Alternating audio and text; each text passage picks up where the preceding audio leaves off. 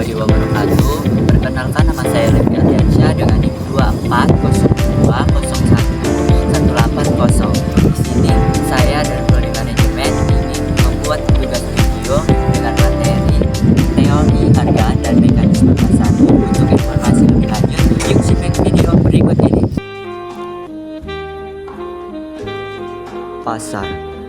Pasar adalah sebagai tempat bertemunya pembeli dan penjual untuk melakukan transaksi jual beli barang dan jasa.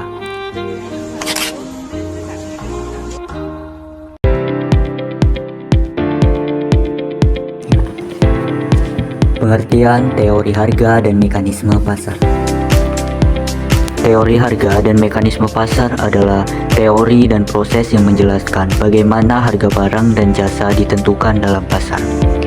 Teori harga sendiri menjelaskan bagaimana harga barang terbentuk di pasar. Harga barang ditentukan oleh besarnya permintaan dan penawaran atas barang tersebut. Mekanisme pasar, proses penentuan harga barang dan jasa melalui permintaan dan penawaran. Mekanisme pasar terjadi atas dasar gaya tarik-menarik antara konsumen dan juga produsen. 1. Islam dan sistem pasar. Islam menolak sejumlah ideologi ekonomi yang terkait dengan keagungan privat properti, kepentingan investor, menghindari kehidupan duniawi, ekonomi egalitarianis, maupun ekonomi terpimpin atau paham mematuhi seseorang atau badan secara mutlak.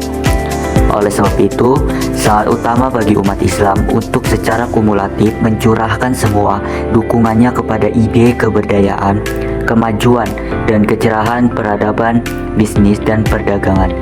Islam secara ketat memacu umatnya untuk bergiat dalam aktivitas keuangan dan usaha-usaha yang meningkatkan kesejahteraan ekonomi dan sosial.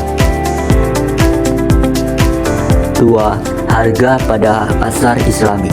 Konsep Islam memahami bahwa pasar dapat berperan efektif dalam kehidupan ekonomi bila prinsip persaingan bebas dapat berlaku secara efektif.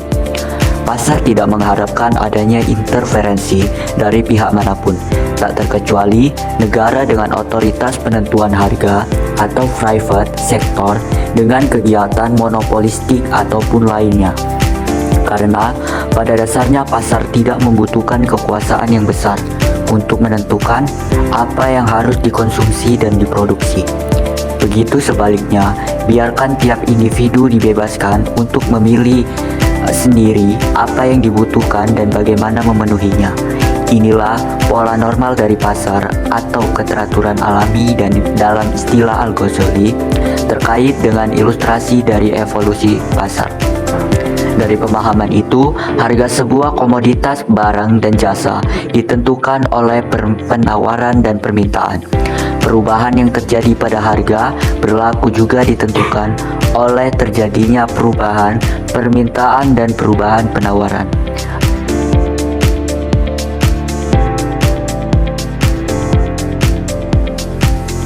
Tiga, moral sebagai faktor endogen dalam persaingan di pasar. Agar pasar dapat berperan secara normal dan terjamin keberlangsungannya, di mana struktur dan mekanismenya dapat terhindar dari perilaku-perilaku negatif. Maka, ajaran Islam juga menawarkan satu paket aturan moral berbasis hukum syariah yang melindungi setiap kepentingan pelaku pasar. Aturan tersebut adalah sebagai berikut. Yang pertama, spiritualisme transaksi perdagangan.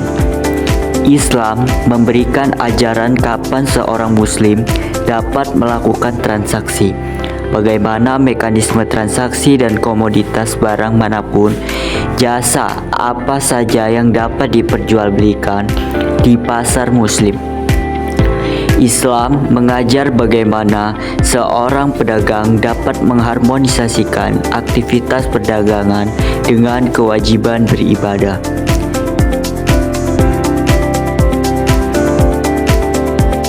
2. Aspek hukum dalam mekanisme transaksi perdagangan.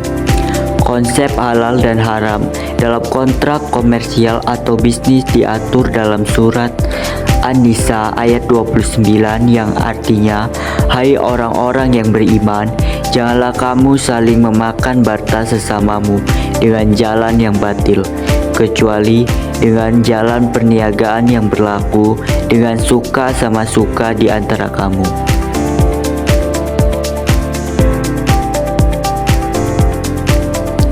Yang terakhir, pengawasan pasar. Yang pertama, pengawasan internal. Pengawasan ini berlaku personal pada setiap diri pribadi muslim. Sistem pengawasan ini bergantung sepenuhnya kepada adanya pendidikan Islami dengan melandaskan nilai kepada rasa takut kepada Allah. 2. Pengawasan eksternal. Ajaran Islam mengenalkan sistem bisbah yang berlaku sebagai institusi pengawas pasar. Seorang pengawas pasar dengan kekuatan materinya berlaku sebagai pihak yang mempunyai otoritas untuk menghukum para pelaku pasar yang berlaku negatif. Secara umum, baik dalam sejarah maupun ilustrasi, para pengawas pasar berfungsi sebagai berikut. Yang pertama, mengorganisir pasar agar dapat memfungsikan diri sebagai solusi permasalahan ekonomi umat melalui mekanisme sistem kompetisi terbuka dan sempurna sesuai dengan aturan main syariat Islam. Yang kedua, menjamin instrumen harga barang dan jasa ditentukan sesuai dengan hukum penawaran dan permintaan.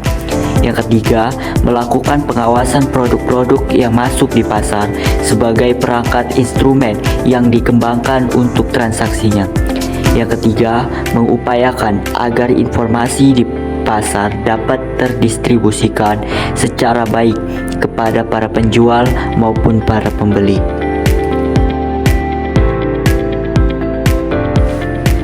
Kesimpulannya, mekanisme pasar adalah proses penentuan harga yang didasarkan pada kekuatan permintaan dan penawaran.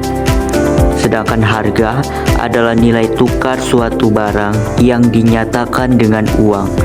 Harga pasar adalah harga yang disepakati antara penjual dan pembeli, sehingga jumlah barang yang diminta sama dengan jumlah barang yang ditawarkan.